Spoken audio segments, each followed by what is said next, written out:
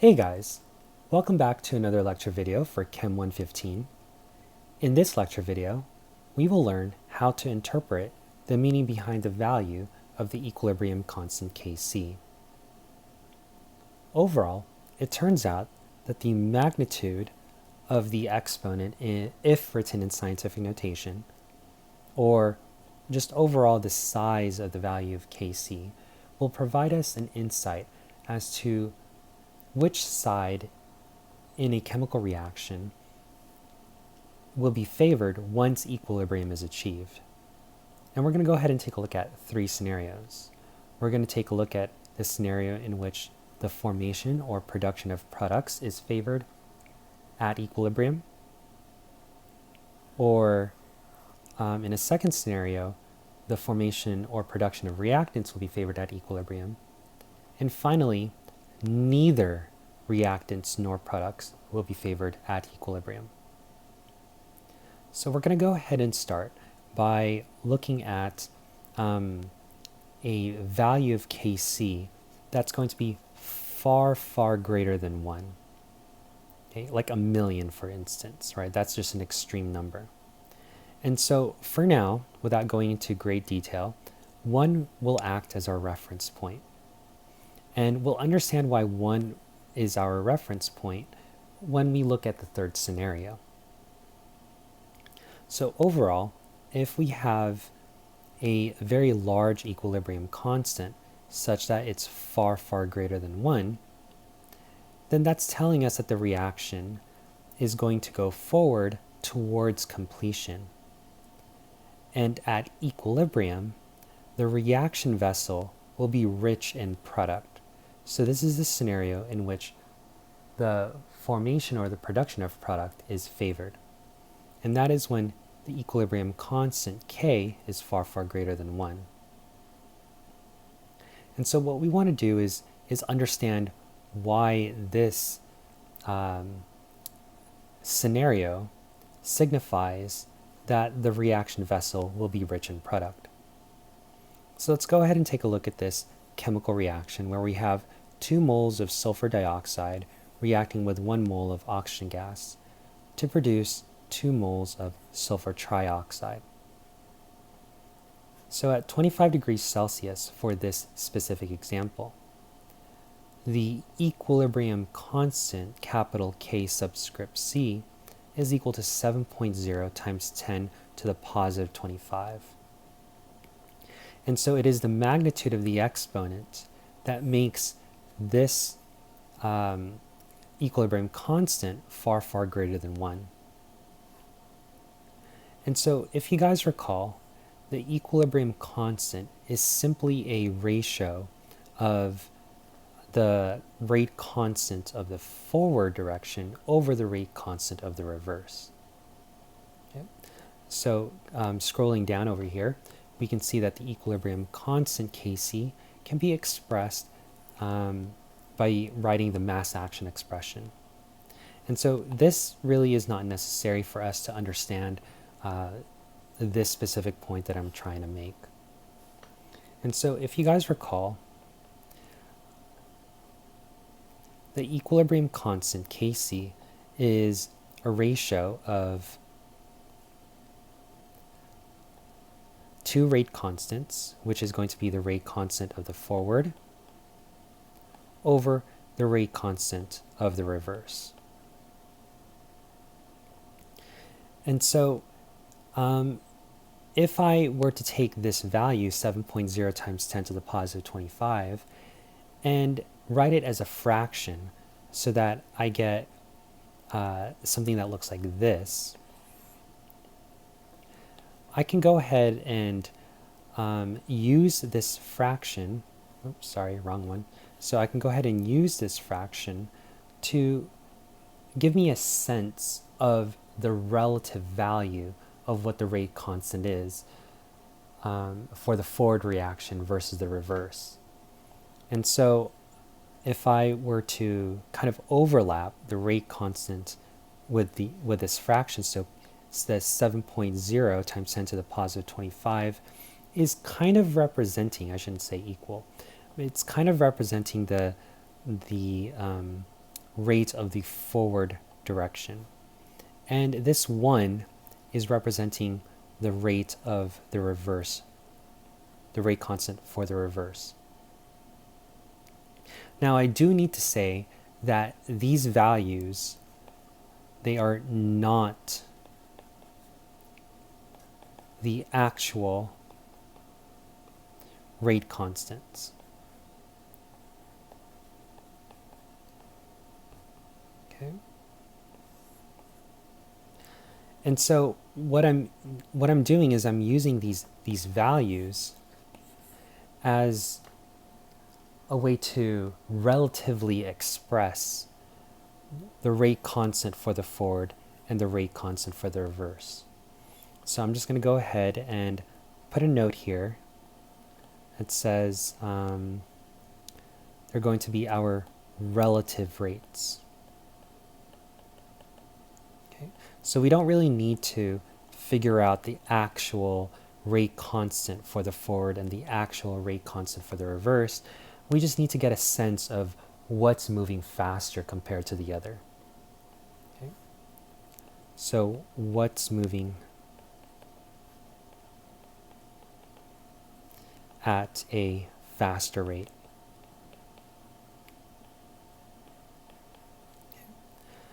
And so looking at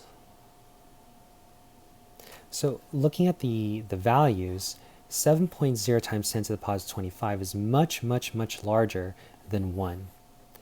And so this is telling me that the rate constant of the forward, in the forward direction, is much greater than the rate constant for the reverse.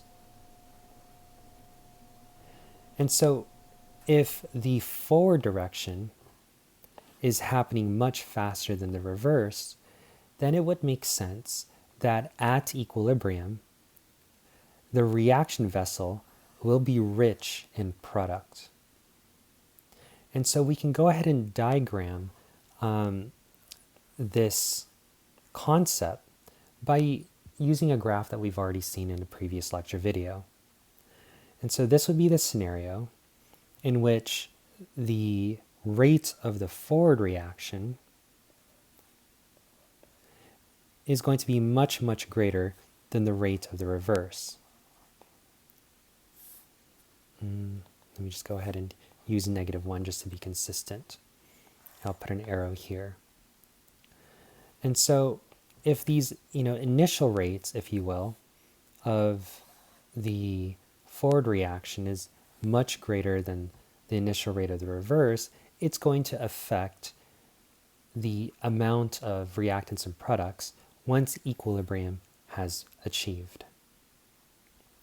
And so we've seen this graph once again in a previous lecture video, but when the rate of the forward reaction is much greater than the rate of the reverse, then when equilibrium is achieved, the concentration of the product is much greater than the concentration of the reactant, making the reaction vessel rich in product.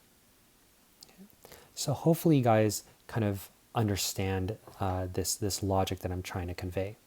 And this type of logic is what's going to be applied for the other two scenarios. So let's go ahead and take a look at the second scenario in which the rate constant, in which the equilibrium constant K is far less than 1. Okay. And so once again, this is going to represent our reference point.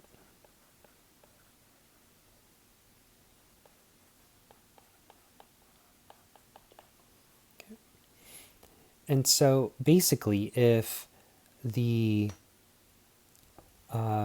equilibrium constant K is far less than 1, then it's communicating to the reader that the reaction does not reach completion. Instead, at equilibrium, the reaction vessel is going to be rich in reactant. And once again, we're going to go ahead and take a look at a specific example. And we're going to go ahead and elaborate on this specific value of Kc to understand why the reaction vessel is rich in reactant at equilibrium. So here we have hydrogen gas reacting with bromine gas to produce hydrogen bromide in gas form. And so it turns out that the equilibrium constant for this reaction is 1.4 times 10 to the negative 21 at 25 degrees Celsius. And so just as a way of review, please remember that the the equilibrium constant and the rate constants change if the temperature changes. And so now if you guys look at the magnitude of this equilibrium constant, it's times 10 to the negative 21. And so that's going to be far, far less than 1. It's basically telling you that you're going to move this decimal to 21 times to the left, right? And every time you guys move that decimal to the left, it just becomes smaller and smaller and smaller. And so once again, we can go ahead and convert this equilibrium constant as a fraction to represent the relative rate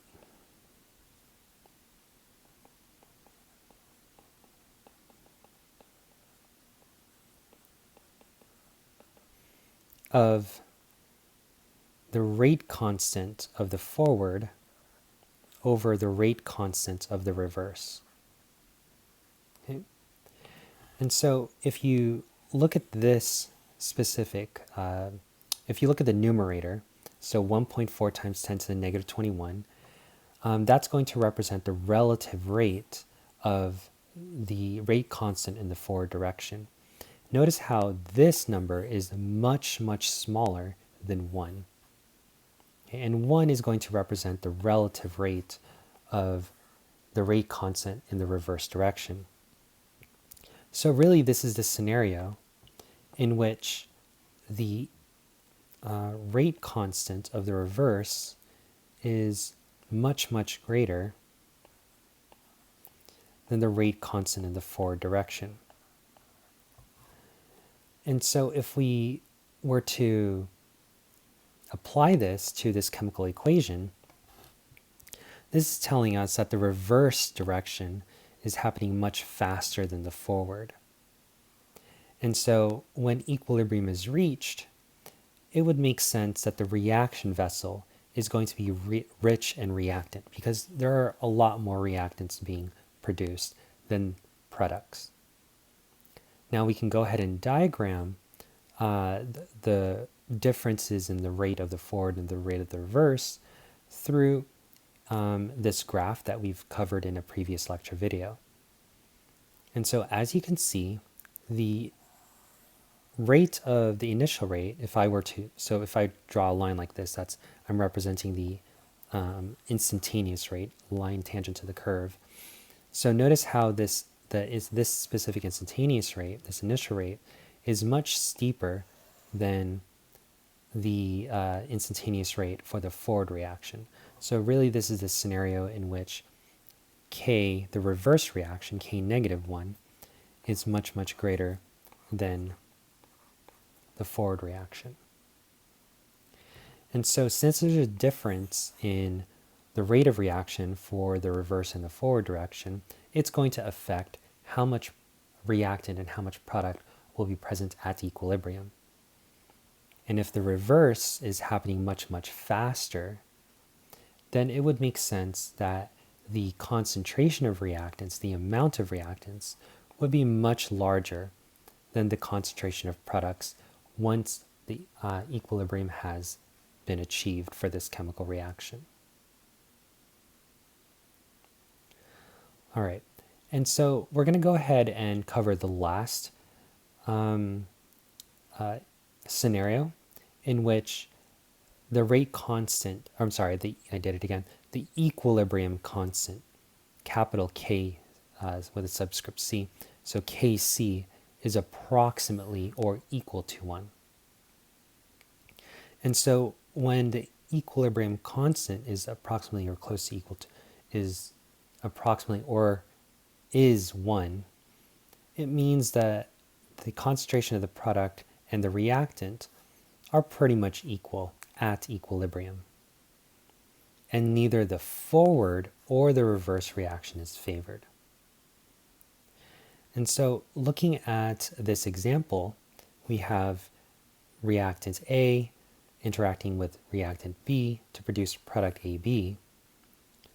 Let's say, for example, at 25 degrees Celsius, the equilibrium constant is going to be 1.1. And so if we, let's see here. If we take this equilibrium constant and convert it to a fraction,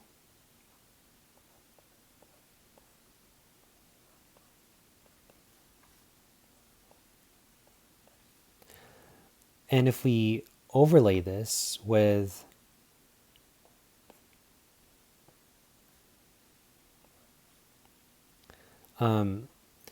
the definition for the equilibrium constant, which is going to be the rate constant of the forward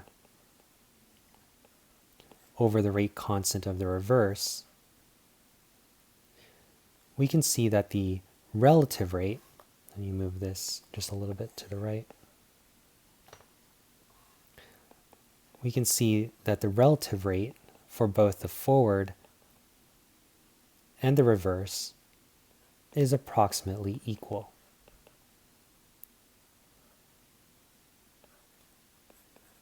Okay. And so here, the rate of the forward is approximately 1.1. This is relative rate. This is not the actual rate constant.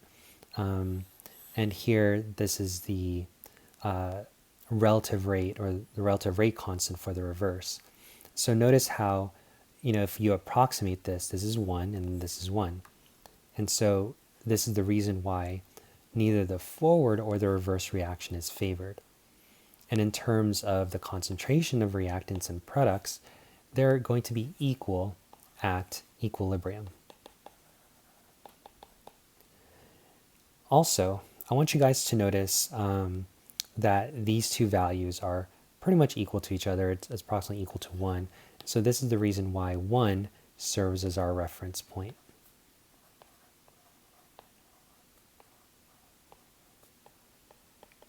Okay. Right, so 1 over 1 is equal to 1, and that's when neither the forward or the reverse reaction is favored. So anything outside of that, then there's going to be a bias as to which side of the chemical reaction will be favored at equilibrium. And so once again, we can go ahead and describe the relative rate in terms of a graph. So the rate constant of the forward is approximately equal to the rate constant of the reverse. And this is what the graph would look like for this specific scenario. And so since the relative rates are pretty much equal to each other, the concentrations with respect to the reactants products will more or less be equal as well. All right, so hopefully you guys were able to follow my train of thought, my logic. Once again, the meaning behind the value of the equilibrium constant Kc can be broken down by converting any values of Kc and by putting it over 1, right? 1.1 divided by 1 is still 1.1. So you guys didn't really change the value. But this fraction gives us, an understanding of the relative rate of how the forward reaction is moving with respect to the reverse. So that's pretty much it for this lecture video. In the next lecture video, we're going to start talking about scenarios in which the reaction system is not at equilibrium. See you guys.